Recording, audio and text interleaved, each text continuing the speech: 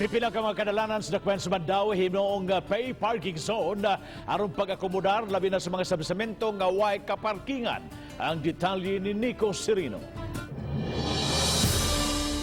Gihan-ay na sa taga-team o Committee on Transportation ang plano pag-establishar og pay parking sites sa Mandaue. Sa inisyal nga tinguha, may parte sa unom ka mga kalsada sagad anaa sa downtown area sa syudad ang himuon nga pay parking areas.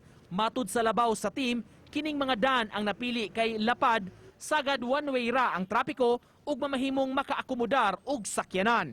Na nagparking among giobserbaran nga makakuan ba siya obstruct. Di man yun siya kag-obstruct. So tungod sa kalapad sa daan, nunana. Ang maong tinguha muagi pa hinuon sa approval sa team board, una pa ipasar sa City Council.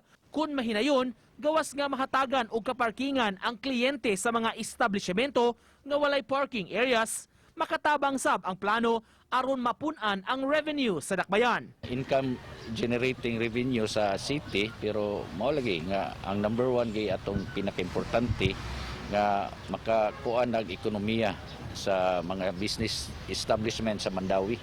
Adlawan ra hinuon ang pagpaparking sa mga sakyanan o gidili kini magabii kay hayan maklamp ang mga sakyanan kun mahitabo kini.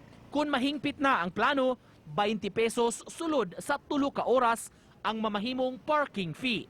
Uban ni Godfrey Relien, Nico Sereno, Balitang Bisdak.